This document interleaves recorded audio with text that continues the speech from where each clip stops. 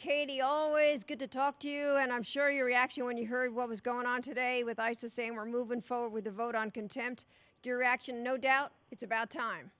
Right, it is about time, and not only is ISIS moving forward, but he has the full support of Speaker John Boehner, who also released a statement today, and the support of many, many Democrats.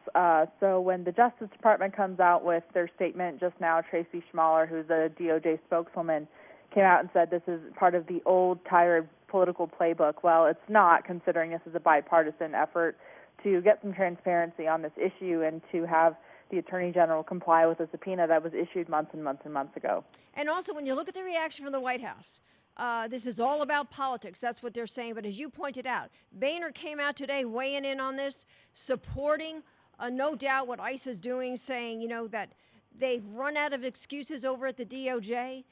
They've given them plenty of time. We're talking about 2 years, and they still can't get the answers or the documents.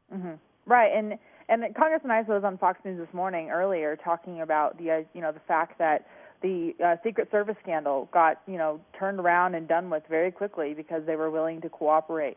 And the GSA scandal was another scandal that was turned around very quickly and investigated and taken care of. But with Fast and Furious, the difference is that there are very high-up officials involved in this. Attorney General Eric Holder has done everything to defend himself and his senior officials in his Justice Department continuing to deny that they knew anything about it, despite wiretaps showing that they approved it, despite changing his testimony multiple times under oath in front of Congress. So that's why it's taking so long. And, he has a choice still. I mean, Congressman Issa still has the offer of saying, if you comply with the subpoena before Wednesday, we'll be more than happy to drop the contempt charges. But as I always say, they put themselves in this really tough situation because if they submit information from Holder to the subpoena, there's probably documents that contradict his testimony for Congress, which could help in a perjury trial against him. Or, we proceed with contempt charges, and it looks very bad politically for not only Eric Holder, but also President Obama. Yeah, it really does. And I mean, there's already some people calling this, a risky move on the part of the House. But I got to say, let's say this passes the committee, as ICE is confident it's going to do. It goes to the floor. It gets the green light there. I mean, this is a big loser for the White House in an election year. Are they willing to take, obviously, it looks like they are, a gamble like that? Yeah, I mean, the White House, and I wouldn't say that this is a risk for the House at all. I mean, like I mentioned earlier, Chairman Issa has Democrats who are willing to help out with, getting some transparency and answers about Fast and Furious. Not to mention when the vote goes to the full floor, once it passes out of the committee, it's going to, for sure pass because there's, I think, 130 House representatives now who have said that they have no confidence in Eric Holder. And so I think people are kind of trying to pin this on the House like they always do to kind of take this pressure off of the Obama administration. But they have all the evidence that they need, and they wouldn't be moving forward with this unless they really thought they had it in the bag. I got to ask you, though, what happens? I mean, do you think with the vote moving forward that the White House would move on the issue of executive privilege? Can they even do that? They can only do it if there were, and this is an interesting part of the Fast and Furious scandal as well, because keep in mind, the White House has their fingerprints all over this scandal too. And the only way that they can insert executive privilege is if they're taking care of, conversations between the president and someone else about this program. And so they haven't called on executive privilege yet. And it may be because A, that they don't have enough evidence, but B, because the White House doesn't want to make it public even more that they were involved in this scandal. It's interesting. If they exert executive privilege, that proves that the White House was in heavy communication about this program when that's something that they deny. And you go back to what many of these congressmen were saying. Answer the question. If you don't have anything to hide, give us the documents. I mean, it's obvious they do have something to hide. Right. I mean, and one thing too is last Thursday we found out from Attorney General Eric Holder himself that we've been told there are 80,000 Fast and Furious documents. Well, now we find out that there's 140,000 of them, and that's a lot of documents. 140,000 of documents on one specific case is huge, and that's a huge case that the Attorney General claims he didn't know about, despite memos, being sent directly to him in summer 2010 about the program, despite his Assistant Attorney General Lanny Brewer signing off on wiretap applications throughout 2010. Yeah, wiretap applications. They only read the summaries of. That was something Holder kept saying last week.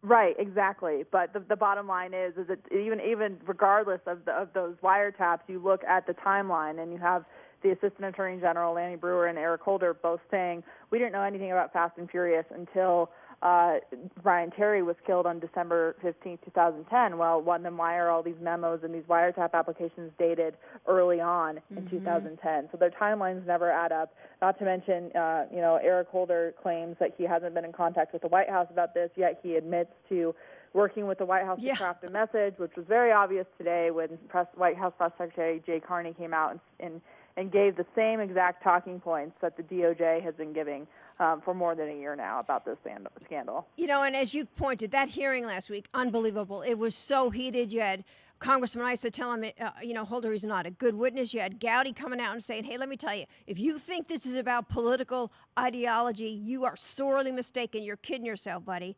And then the Attorney General, how about, when he kept talking about, he didn't know, Washington didn't know this was an Arizona-based operation. Mm-hmm. Right. He's going back to the same old, argument that this was a local program despite all the evidence in the paper trail reaching to the Justice Department. So, we're in the point now where they're denying and hoping to run out the clock, but that's not going to happen. The vote's set for next Wednesday, and we'll see where it goes from there. And it's so true. They're going to hold the vote, and yet there was Holder again last week saying, I'm expecting the Inspector General's report very soon. They're not waiting for the Inspector General's report because Issa has indicated he doesn't really think it's going to show anything that they don't already, don't have the answers to. Well, and you take a look at who the Inspector General was, it's been switched out, but for the past year, it was a woman who worked as Eric Holder's assistant U.S. attorney, his right-hand man when he was the U.S. attorney in Washington, D.C., and so there's a conflict of interest there. And my sources say that they have an Inspector General's report kind of ready to go, but they're not submitting it to the committee yet because they haven't had a report that everyone can agree on. Not one that's necessarily factual, but one that everyone in the department at the highest levels can actually agree on. And so there's no point in waiting for the Inspector General's report. We have the evidence that we need, and the bottom line is that Eric Holder has changed his testimony multiple times. He's refused to comply with a congressional subpoena, and he's refused to comply with any request, for that matter, from the House Oversight Committee up to this point. Yeah, it's going to be interesting. I mean, this is only the second time that you've Second seen time. this. And on Janet that Reno note, was done in 1998. Right. Well, on that note, too, Janet Reno is the only other one, the only other Attorney General, and, well, it's kind of fitting considering Eric Holder worked for her. Yeah, no, it's really, really interesting. And, gosh, tomorrow he's right back up again on the Hill talking this time to the Senate Judiciary Committee. Exactly. So we'll be watching that closely. You think we're in for more of the same? I don't think he's going to reveal anything that we don't know already that he hasn't told us. No, but it will be, Senator Grassley is the one who actually started this investigation from the Senate side before he got kicked over to ISA. And so I'm sure he'll be asking some pretty pointed questions to the Attorney General about these specific contempt charges and whether he plans to comply. Yeah, well, we'll see what happens tomorrow. And thanks, as always, for all your insight, Katie. Thank you. We'll talk to you soon.